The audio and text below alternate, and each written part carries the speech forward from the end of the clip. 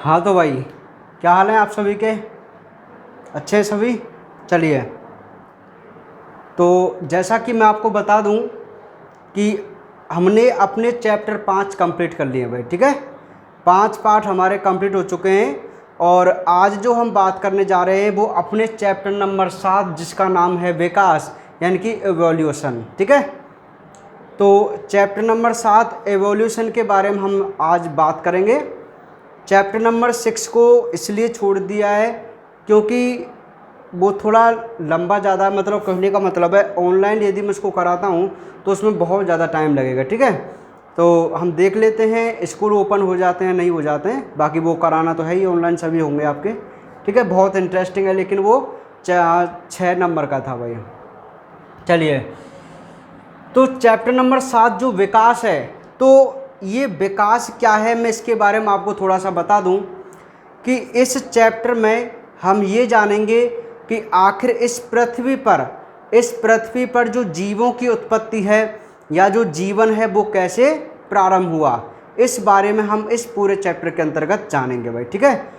विकास कि जो मानव है या जीव जंतु हैं या ब्रह्मांड है या जो भी कुछ आज ये वर्तमान पृथ्वी है जो भी है, ये कैसे इनकी उत्पत्ति हुई, ये सारा कुछ हम इस चैप्टर के अंतर्गत जानने की कोशिश करेंगे। तो सबसे पहले मैं आपको बता दूं कि यहाँ पर हम एक थ्योरी के बारे में पढ़ेंगे,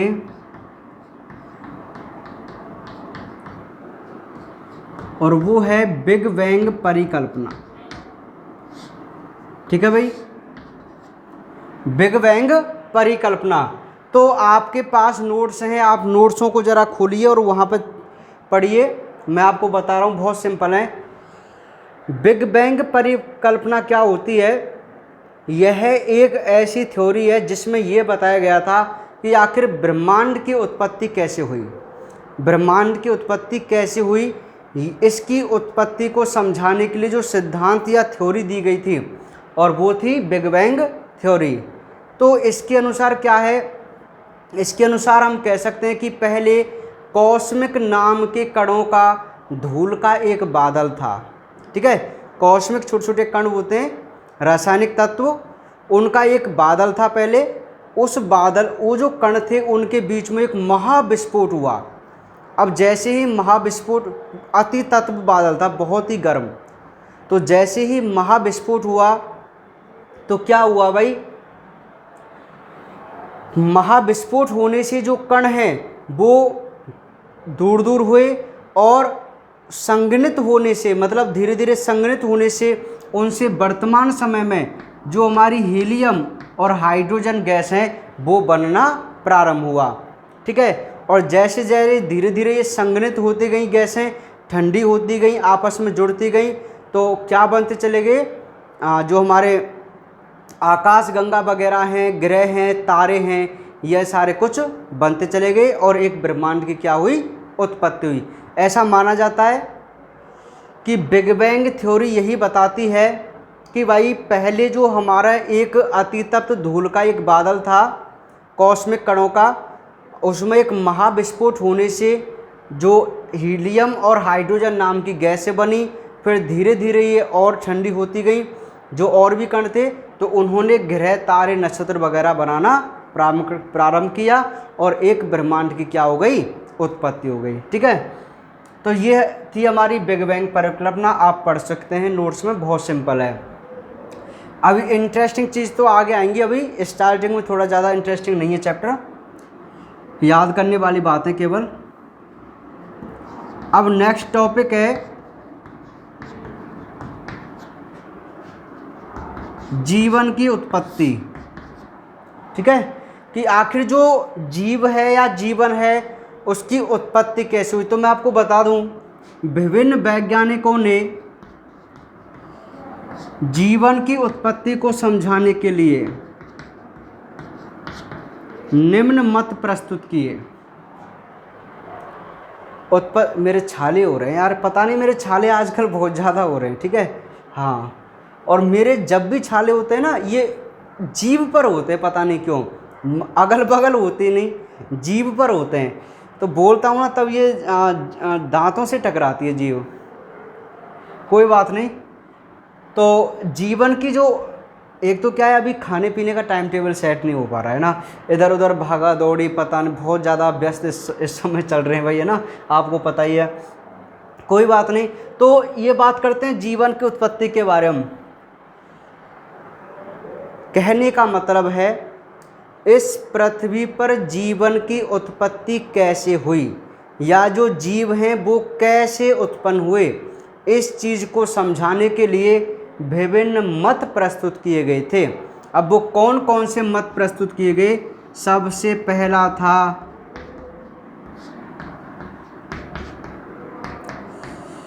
स्फूर सिद्धांत। कौन सा था भाई? स्फूर सिद्धांत, ठीक है। सेकंड जो था वो था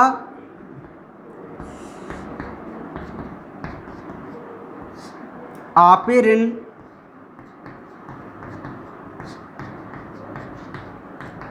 हाल्डेन सिद्धांत, ठीक है।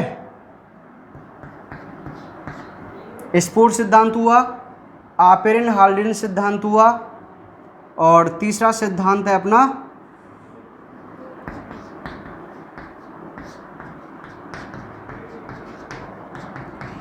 मिलर सिद्धांत।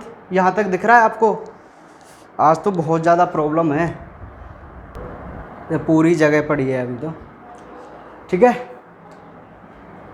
तो जीवन की उत्पत्ति को समझाने के लिए विभिन्न वैज्ञानिकों ने अनेक मत प्रस्तुत किए गए। उनमें जैसे हम स्फूर सिद्धांत पढ़ेंगे, आपेरिन हाल्डेन सिद्धांत पढ़ेंगे, मिलर का सिद्धांत पढ़ेंगे, और चौथा हम पढ़ेंगे स्वतः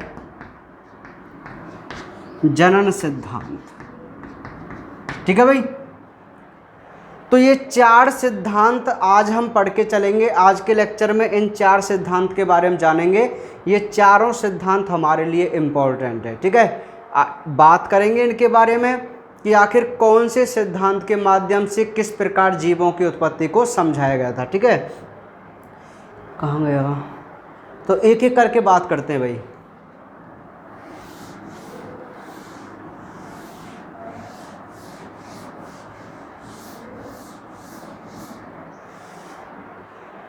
सबसे पहले हम बात करेंगे स्फूर सिद्धांत। स्फूर, जिसे हम पेनस्पर्मिया ब्रैकेट में सर्वबीजाणु सिद्धांत बोलेंगे भाई, ठीक है। देखो, ये जो स्पोर सिद्धांत है ये क्या कहता है? स्पोर माने ऐसे मान लीजिए कोई बीजाणु जैसी संरचना, कोई छोटी छोटी संरचना, ये मतलब होता है स्पोर का ना। तो कुछ वैज्ञानिक ये कहते हैं, कुछ वैज्ञानिकों ने ये बताया कि पहले क्या था कि जो ब्रह्मांड था वहाँ से, या जो ग्रह थे वहाँ से छोटे छोटे स्पोर आए, बीजाणु आए, और उन बीजाणुओं ने अपने जीवन के विभिन्न क्या बनाए? प्रतिरूप बनाए। कहने का मतलब है ब्रह्मांड से या इस पृथ्वी पर छोटे छोटे स्पोर नाम के कण आए, कॉस्मिक कण आए, स्पोर, और उन स्पोरों ने अपने जीवन के क्या बनाए? विभिन्न प्रतिरूप बनाए, जिससे हम बोल सकते हैं कि जीवन की उत्पत्ति किससे हुई है? स्पोर से हुई है, मतलब छोटे छोटे बीजाणु या कणों से हुई है। तो ये तो था स्पोर या पेनस्पर्मिया सर्वबीजाणु सिद्धांत। सिंपल है, ज़्यादा टिपिकल नहीं है बिल्कुल भी। आपको 1-2 लाइन है वो याद करनी है केवल, कि इस सिद्धांत के अनुसार विभिन्न प्रकार के स्पोर नाम के बीजाणु आए और उन्होंने विभिन्न जीवन के क्या बनाए? प्रतिरूप बनाए। और जो कुछ वैज्ञानिक हैं आज भी, कुछ वैज्ञानिक आज भी इसी मत को मानते हैं कि इस माध्यम से जीवन की क्या हुई होगी? उत्पत्ति हुई होगी, ठीक है। इसी क्रम में हमारा जो सेकंड है स्वतः जनन सिद्धांत। इसे हम अजीवात जीवोत्पत्ति सिद्धांत भी कह सकते हैं। क्या बोलेंगे इसको? अजीवात जीवोत्पत्ति, स्पॉन्टेनियस थ्योरी भी इसको इंग्लिश में बोला जाता है। स्वतः जनन सिद्धांत, दूसरा सिद्धांत क्या है? स्वतः जनन सिद्धांत, जिसे हम अजीवात जीवोत्पत्ति नाम का सिद्धांत भी बोलते हैं। ये प्लूटो, थैल्स और अरस्तु नाम के वैज्ञानिक ने प्रस्तुत किया था। कौन सा? स्वतः जनन सिद्धांत। ये सिद्धांत क्या कहता है? ये सिद्धांत कहते, ये इम्पोर्टेंट है कि जीव की उत्पत्ति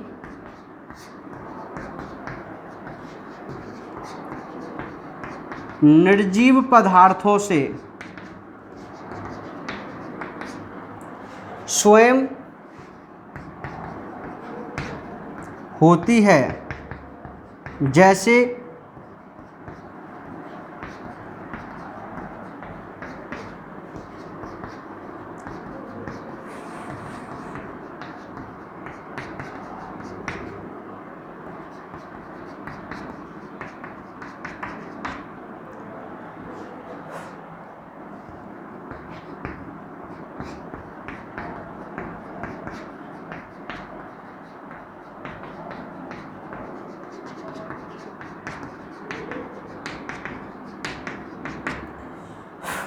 सुनिए भाई, सेकंड जो सिद्धांत है वह है स्वतः जनन सिद्धांत। ठीक है, जिसे हम अजीवात जीवोत्पत्ति कह सकते हैं। देखो, अजीवात का मतलब होता है निर्जीव, है ना। तो स्वतः माने होता है अपने आप। तो कुछ वैज्ञानिक थे, जैसे प्लूटो है, थैल्स है, अरस्तु है, इन्होंने ये कहा था कि जो भाई जो कोई जीव बना था ना इस पृथ्वी पे, वो निर्जीव पदार्थों से अपने आप बना था। अब कैसे बना, उन्होंने क्या मत दिया, देखो कितना अच्छा दिया था। वो कहते हैं कि भाई आप कहीं भी किसी स्थान पर कपड़ों का ढेर लगा दीजिए, है ना, और कुछ समय बाद आप देखना वहाँ पे आपको चूहे अपने आप उत्पन्न होते दिखाएंगे। सिंपल सी बात है। मतलब उन्होंने क्या कहा कि भाई जैसे कहीं भी कूड़े का ढेर पड़ा हुआ है, कपड़ों का ढेर पड़ा हुआ है, कचरा है, कपड़े मान लीजिए, कपड़ों का ढेर पड़ा हुआ है, या रोटियां रखी हुई हैं, तो वहाँ ऐसा देखा गया कुछ दिन बाद कि वहाँ पे चूहे पाए गए। अरे भाई चूहे तो पाए जाएंगे, क्योंकि वो उनका रहन सहन है, वहाँ पे कपड़ों के ढेर में वो आवास करेंगे, रोटी के टुकड़े वहाँ वो खाने वाने आएंगे। समझ पा रहे हैं? तो इन्होंने ऐसे कहा था कि भाई चूहा तो कपड़ों के ढेर से ही बन गए, तो कपड़ा क्या है, एक निर्जीव पदार्थ है। तब उन्होंने कहा था कि जीव की उत्पत्ति अपने आप होती है। ऐसे ये मत चल रहे हैं अभी, पहले ऐसे ऐसे ढोंग करते थे वो, है ना भाई।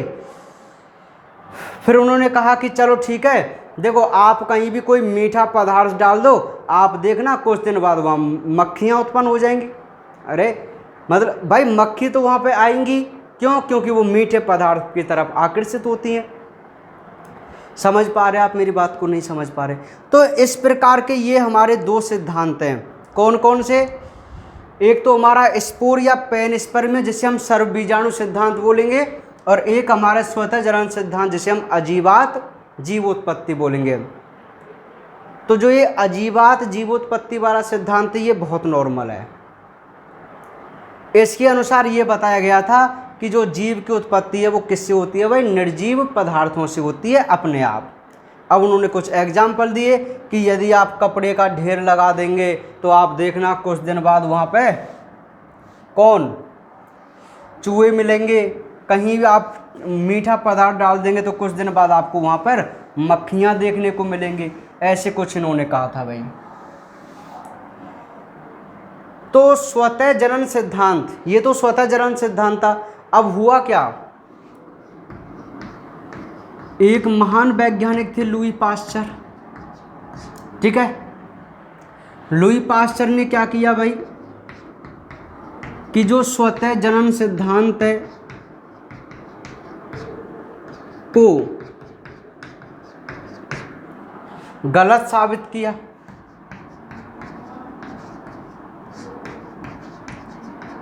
तथा जीवात जीवोत्पत्ति सिद्धांत दिया। तो अब ये इंपॉर्टेंट क्वेश्चन बन गया कि जीवात जीवोत्पत्ति सिद्धांत किसने दिया? तो आपका आंसर है लुई पास्चर ने। अब सुनिए मेरी बात को, मतलब उन्होंने एक सिद्धांत दिया था स्वतः जनन। उस सिद्धांत के अनुसार ये कहा गया कि भाई जो जीव हैं वो तो पृथ्वी पर अपने आप बन जाते हैं या उनकी उत्पत्ति अपने आप हुई थी। ठीक है, तो इस चीज़ को गलत साबित किया था लुई पास्चर ने, और उन्होंने फिर एक अपना सिद्धांत दिया, जीवात जीवोत्पत्ति, अर्थात पूर्व में निर्मित जीव से ही किसी जीव की क्या होती है, उत्पत्ति होती है, जो कि सर्वदा सही था। भाई कोई भी जो जीव बनता है वो पूर्व जीव से ही तो बनता है, ये तो हम भी जानते हैं, आज यही तो चल रहा है। तो जीवात जीवोत्पत्ति नाम का सिद्धांत दिया किसने, लुई पास्चर ने। और कौन से सिद्धांत को गलत साबित किया, स्वतः जनन सिद्धांत को। अब हम देखते हैं कि इन्होंने आखिर ये कैसे गलत साबित किया। भाई एक एक्सपेरिमेंट करके देखते हैं। अब एक्सपेरिमेंट करके इन्होंने क्या देखा, सुनिए जरा, ध्यान सुनना।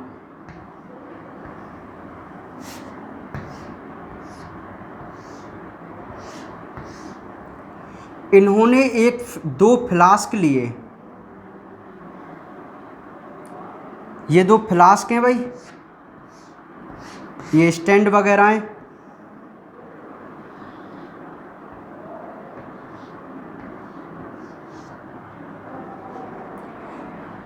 इन्होंने दो फ्लास्क लिए, कांच के बर्तन लिए, यूँ मान के चलिए, दो फ्लास्क लिए, फ्लास्क ए और फ्लास्क बी। ठीक है, दोनों फ्लास्कों में इन्होंने क्या किया, मांस के टुकड़े रखे, या ईस्ट, चलो ईस्ट का एग्जाम्पल है, ईस्ट रखा था, है ना, ईस्ट।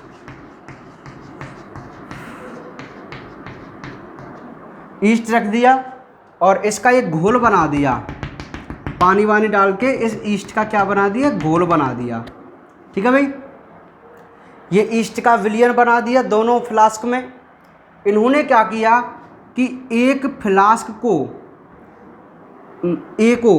जीवाणु रहित किया, स्टरलाइज किया, निर्जमीकृत किया। जीवाणु रहित का क्या मतलब होता है, जिसमें सभी जीवाणु को क्या है, नष्ट कर दिया जाए। ठीक है, तो दो जो उन्होंने फ्लास्क लिए थे, दोनों में ईस्ट का विलयन घोल दिया। ठीक है, एक फ्लास्क को क्या किया, ये जो बी फ्लास्क है, इसका मुंह था खुला हुआ, और ये जो ए था, इसकी गर्दन को एस आकार में मोड़ दिया, ऐसे बंद कर दिया। ठीक है, और इसको इन्होंने जीवाणु रहित भी किया था भाई। किसको, फ्लास्क ए को, और इसको ना तो जीवाणु रहित किया और इसको ना ही बंद किया और खुला हुआ रहने दिया। ठीक है, तो ये इस प्रकार के उन्होंने अपना एक्सपेरिमेंट सेट किया कि इन्होंने, लुई पास्चर ने, कैसे, दो फ्लास्क लिए, दोनों फ्लास्कों में ईस्ट का विलयन घोला। ठीक है, एक फ्लास्क जो ए था उसकी गर्दन को एस आकार में मोड़ दिया और बंद कर दिया, और उससे पहले कर लिया था स्टरलाइज यानी कि जीवाणु रहित, जबकि बी फ्लास्क को खुला छोड़ दिया और ना ही जीवाणु रहित किया। अब कुछ समय बाद क्या देखने को मिला कि जो फ्लास्क का मुंह खुला हुआ था उसमें विभिन्न प्रकार के क्या पाए गए, जीवाणु पाए गए। क्या पाए गए भाई, जीवाणु पाए गए। ठीक है, और जो जीवाणु रहित किया गया था, वहां किसी भी प्रकार का जीवाणु नहीं पाया गया। क्यों नहीं पाया गया, क्योंकि स्वतः जनन सिद्धांत होता ही नहीं है। भाई सुनिए, ये जो ईस्ट का विलयन है, इसमें जीवाणु उत्पन्न हुए। क्यों, क्योंकि इसको पहले से जीवाणु रहित नहीं किया गया था, इसमें पहले से जीवाणु थे और इसमें बहुत ज़्यादा और जीवाणु देखने को मिले, है ना, और ये खुला हुआ भी था तो बाहर से भी इसमें आ गए थे। लेकिन ये जो बंद था, इसको हमने जीवाणु रहित किया था, तो इसमें किसी भी प्रकार के जीवाणु उत्पन्न नहीं हुए। यदि सिस्टम स्वतः जनन का होता कि जीवाणु अपने आप बनते हैं, तो जैसे इसमें जीवाणु पाए गए थे तो इसमें भी जीवाणु पाए जाने चाहिए थे इस फ्लास्क में। क्यों, क्योंकि स्वतः जनन तो यही कहता है कि जो जीवाणु होते हैं वो अपने आप उत्पन्न हो सकते हैं, लेकिन ऐसा नहीं है। जो कोई भी जीव होता है जो पूर्व निर्मित जीव से ही क्या होता है, उत्पन्न होता है। तो ऐसे एक्सपेरिमेंट करके लुई पास्चर ने उस सिद्धांत को गलत साबित कर दिया था। कौन से सिद्धांत को भाई? स्वतः जनन सिद्धांत को। तो एक बार आप जरा इसको पढ़िए, स्वतः जनन सिद्धांत को पढ़ के देखो कितना नॉर्मल है, सब कुछ समझ में आ जाएगा आपके। तो ये आपको समझ में आ गया होगा भाई कि आखिर किस प्रकार लुई पास्चर ने स्वतः जनन सिद्धांत को गलत साबित किया। और आपको लग भी रहा होगा कि भाई बिल्कुल वास्तव में ये होता ही गलत है, स्वतः जनन सिद्धांत तो हो ही नहीं सकता। ठीक है, तो ये इम्पॉर्टेंट क्वेश्चन आपके लिए बन सकता है भाई।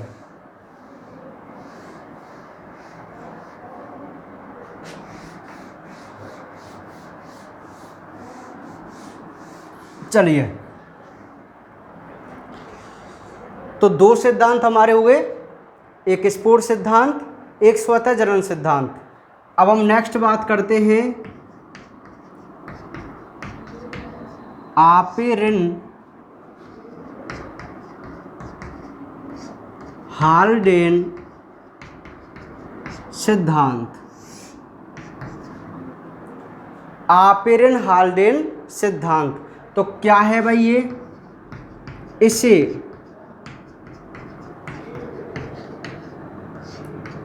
आपेरिन व हाल्डेन ने प्रस्तुत किया।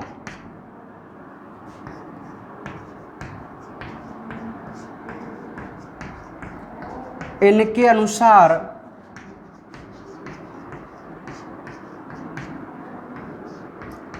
जीवन का प्रारंभ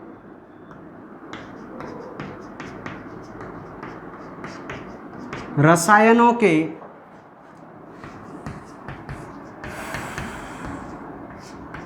संयोजन से हुआ, जो कार्बनिक थे, जैसे आरएनए, प्रोटीन। नेक्स्ट,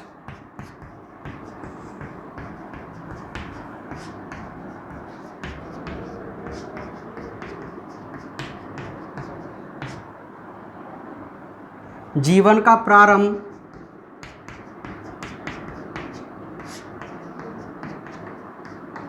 महासागर से हुआ,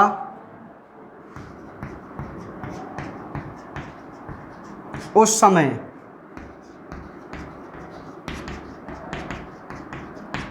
पृथ्वी का ताप अधिक,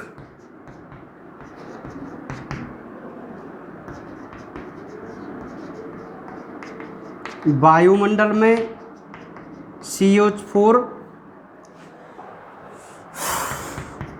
NH3 गैसें कम व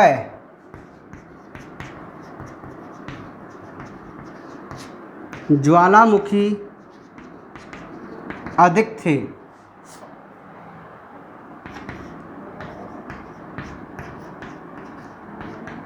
इन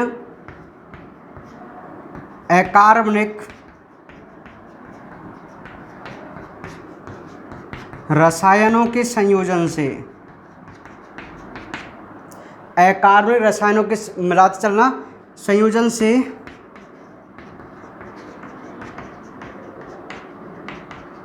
कार्बनिक पदार्थों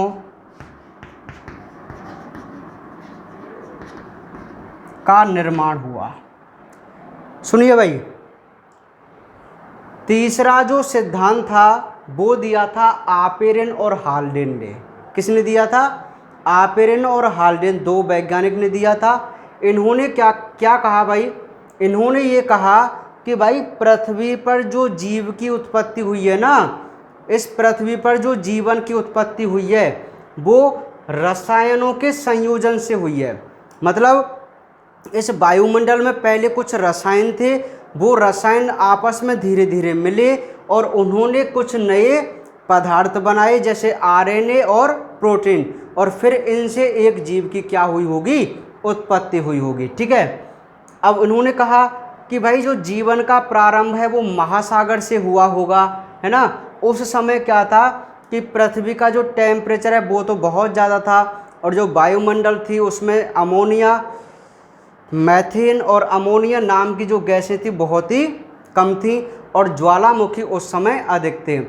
अब धीरे धीरे ऐसे हुआ होगा कि जो ये अकार्बनिक रसायन है, अकार्बनिक आपके जो भी मिनरल्स, गैस, ये सब अकार्बनिक है ना, आपको पता ही है, अमोनिया, हाइड्रोजन, हीलियम, ये सब अकार्बनिक पदार्थ है ना, इनऑर्गेनिक है ना। तो ये अकार्बनिक रसायन धीरे धीरे आपस में जुड़ते गए होंगे, आपस में इनका संयोजन हुआ होगा, और ये किस में बदल गए होंगे, कार्बनिक पदार्थों में, और उनसे किसी भी जीव का क्या हुआ होगा, निर्माण हुआ होगा। तो मैं आपको बता दूं, देखो किसी भी जीव का जो शरीर होता है वो कार्बनिक पदार्थों से बनता है। कार्बनिक कौन कौन से, जैसे कार्बोहाइड्रेट, वसा, प्रोटीन, ये सब कार्बनिक पदार्थ हैं। और आपको पता ही है कि कोई भी जीव का जो शरीर होता है उसमें प्रोटीन पाई जाती है ना, प्रोटीन से बने होते हैं भाई, समझ पा रहे। और प्रोटीन क्या है, प्रोटीन एक प्रकार का कार्बनिक रसायन है, और जो किससे मिलता है, अमीनो एसिड से बनते हैं। और अमीनो एसिड किससे बनते हैं, अकार्बनिक पदार्थों से। सुनो, अमीनो अम्ल तो एक कार्बनिक पदार्थ हो गया, और अमीनो अम्ल का निर्माण किससे होता है, अकार्बनिक पदार्थों से। जबकि अमीनो अम्ल कौन है, कार्बनिक, और उस अमीनो अम्ल से बनता है प्रोटीन, और उस प्रोटीन से बनता है जीव का शरीर, है ना। तो ये सिद्धांत कुछ ज़्यादा अच्छा बताता था कि जीव की उत्पत्ति इस प्रकार हुई होगी। लेकिन आपेरिन और हाल्डेन एक गलती कर गए थे। गलती क्या, इन्होंने एक कमी छोड़ दी थी कि वो ये नहीं बता पाए थे कि आखिर ये जो अकार्बनिक पदार्थ हैं इन्होंने कार्बनिक पदार्थ बनाए कैसे होंगे। ठीक है, देखो जीव की उत्पत्ति को समझाने के लिए इनका एक योगदान अच्छा था, आपेरिन और हाल्डेन का। इन्होंने पूरा कंसेप्ट, मतलब इन्होंने एक बात तो बता दी थी कि भाई जीव की जो उत्पत्ति है वो अकार्बनिक रसायनों के संयोजन से हुई है। ये सारा कुछ तो इन्होंने बता दिया था, लेकिन ये इस बात को सिद्ध नहीं कर पाए थे कि आखिर ये अकार्बनिक जो रसायन है उन्होंने कार्बनिक पदार्थ बनाए कैसे थे। समझ पा रहे हैं आप मेरी बात को, मैं क्या कहना चाह रहा हूँ। ठीक है, तो ये भाई हमारा आपेरिन हाल्डेन नाम का सिद्धांत था तीसरा, जो कि अपने आप में इम्पोर्टेंट है।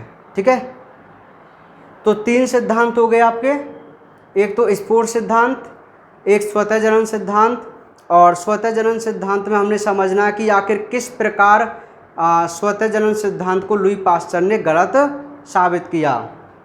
ठीक है, तो अब हम आपेरिन हाल्डेन सिद्धांत की बात की। आपेरिन हाल्डेन सिद्धांत कुछ ज़्यादा अच्छा बताया। उन्होंने कहा कि अकार्बनिक पदार्थों के संयोजन से कार्बनिक पदार्थ बने होंगे, और कार्बनिक पदार्थों ही किसी जीव का क्या होता है भाई, निर्माण होता है। लेकिन ये नहीं सिद्ध कर पाए थे कि आखिर ये अकार्बनिक पदार्थ किस प्रकार कार्बनिक पदार्थ का निर्माण करते हैं। इस चीज़ को फिर प्रस्तुत किया था हमारे एक वैज्ञानिक, महान वैज्ञानिक मिलर। तो तीसरा सिद्धांत तो आपको यह है ही, आपेरिन हाल्डेन। अब एक इम्पॉर्टेंट जो सबसे अच्छा एक्सपेरिमेंट है वो है मिलर का। तो मैं सबसे पहले यहाँ पर पहले से थोड़ा बोलने में मुझे टाइम लग रहा है, तो मैं इसका डायग्राम आपके सामने पहले बना देता हूँ, और इसके बारे में फिर मैं आपको एक्सप्लेन करूँगा। ठीक है, देखिए भाई, आपको यह एक डायग्राम दिखाई दे रहा है, और ये वाला डायग्राम आपको अपनी बुक से, एनसीईआरटी बुक से बना लेना है। जो मिलर का सिद्धांत है उसके जस्ट नीचे एक खाली जगह है, तो उस जगह पर ये वाला डायग्राम आएगा भाई, मिलर का सिद्धांत, है ना। मिलर ने वास्तविक रूप से समझाया था कि आखिर जीव की उत्पत्ति हुई कैसे होगी। ठीक है भाई, तो इसके सबसे ज़्यादा ऑथेंटिक माना गया था। अब देखते हैं कैसे हुई, सुनिए। इन्होंने क्या किया, इन्होंने अपना एक यंत्र बनाया ये, और इस यंत्र में क्या किया, उन्होंने बहुत सारी गैसें ली। ये फ्लास्क है, उसमें एक गैसें ली। गैसें कौन कौन सी, methane, ammonia, hydrogen. Methane, ammonia और हाइड्रोजन नाम की 3 गैसें ली, और इन तीनों गैसों को किस में रखा भाई, फ्लास्क में। क्यों ली ये तीनों गैसें, क्योंकि ये तीनों गैसें उस समय वायुमंडल में प्रेजेंट थी पहले। ठीक है, तो वही तीनों प्रकार की गैसें ली इन्होंने एक फ्लास्क में। इन्होंने क्या किया, एक उबलते हुए जल, अब जल है ना, जैसे ये लिख रहा है कि यहाँ से जल अंदर आ रहा है और यहाँ से जल बाहर जा रहा है। ठीक है, तो यहाँ से जल को अंदर ला के ऐसे, ये द्रव जल ऐसे, तो यहाँ पर जो जल है वो ये वैक्यूम पंप है, ये वाला आप देख लेना इसको। तो ये जो भाग आपको दिखाई दे रहा है, इसमें उबलता हुआ जल है। इस उबलते हुए जल से क्या है, भाप इसको दी जा रही थी। क्या दी जा रही थी भाई, भाप। क्या दी जा रही है, भाप। देखो इधर से पानी चल के आ रहा है, यहाँ उबल रहा है, यहाँ से भाप जा रही है और भाप यहाँ आ रही है ऐसे। ठीक है, तो जो हमारी गैसें रखी हुई थी वहाँ पे हम उबलते हुए जल से इन्होंने क्या प्रवाहित की, भाप प्रवाहित की। ठीक है, भाप से क्या हुआ, यहाँ पर H2O आया, H2O, ये H2 तभी तो आया भाप के साथ। और फिर उन्होंने क्या किया, 2 इलेक्ट्रॉन लिए और इन इलेक्ट्रॉनों को, अब ये इंपॉर्टेंट पॉइंट है जो नीट में भी पूछा गया था, कितने डिग्री सेल्सियस पर, 800 डिग्री सेल्सियस पर, 800 डिग्री सेल्सियस पर इन्होंने क्या कराया, विद्युत डिस्चार्ज कराया। कितने टेम्परेचर पर, 800 डिग्री सेल्सियस डिस्चार्ज कराते हैं ना, शॉर्ट सर्किट। तो शॉर्ट सर्किट से इसको 800 डिग्री सेल्सियस टेम्परेचर मिला, भाप मिली, ये गैसें थी। और फिर इसको प्रयोग के 18 दिन बाद देखा। कितने दिन बाद देखा भाई, 18 दिन बाद। तो ये जो फ्लास्क था ना, जिसमें पहले गैसें थीं, तो 18 दिन बाद यहाँ पर क्या देखा गया, विभिन्न प्रकार के अमीनो अम्ल, विभिन्न प्रकार के अमीनो अम्ल और नाइट्रोजन क्षार देखने को मिले। विभिन्न प्रकार के अमीनो अम्ल और नाइट्रोजन क्षार देखने को मिले। तो मैं आपको बता दूं कि भाई पहले भी वायुमंडल में इस प्रकार की गैस थी और टेम्परेचर भी बहुत ज़्यादा था। तो वो कहते हैं मिलर कि बिल्कुल ऐसी ही घटना उस समय हुई होंगी और जो अकार्बनिक पदार्थ थे इनसे कुछ कार्बनिक पदार्थ बने होंगे और इन्हीं से किसी जीव के शरीर का क्या हुआ होगा, निर्माण हुआ होगा। तो ऐसे ऑथेंटिक रूप से जीव की उत्पत्ति को एसएल मिलर नाम के वैज्ञानिक ने समझाया था भाई। ठीक है, ये सिंपल सा तरीका है जीवन की उत्पत्ति को समझाने का मिलर का, बहुत सिंपल। देखो आपेरन हाल्डेन ये तो कह गए थे कि अकार्बनिक पदार्थों से कार्बनिक पदार्थ बने होंगे जिनसे नए जीव बने होंगे, लेकिन वो सिद्ध नहीं कर पाए थे। तो मिलर ने इसको अपने संयंत्र के माध्यम से सिद्ध किया। उन्होंने 800 डिग्री सेल्सियस टेम्परेचर दिया, डिस्चार्ज किया, भाप वगैरह दी, गैसों को रखा और वहाँ 18 दिन बाद देखा तो वहाँ पे भाई गैसों के स्थान पर अमीनो अम्ल बन गए। ठीक है, और अमीनो अम्ल क्या है भाई, कार्बनिक पदार्थ है। तो ऐसे किसी जीव का क्या हुआ होगा, इनसे निर्माण हुआ होगा। तो ये हमारे आज की जो सिद्धांत हैं वो कंप्लीट हैं जीवन की उत्पत्ति को समझने के लिए। एक बार इन चारों की प्रैक्टिस करना भाई। तो आज वीडियो थोड़ी छोटी रहेगी क्योंकि थोड़ा मुझे बोलने में भी आज ज़्यादा दिक्कत आ रही है। ठीक है, तो कल हम अपने इस चैप्टर नंबर 7 के इंटरेस्टिंग टॉपिक के साथ चलेंगे जिन्हें हम प्रमाण बोलेंगे और जहां से बोर्ड एग्जाम में क्वेश्चन आते हैं। तो बाकी कल ही बात करेंगे भाई, आज के लिए केवल इतना ही। ये डायग्राम आप ज़रूर बना लेना। ठीक है।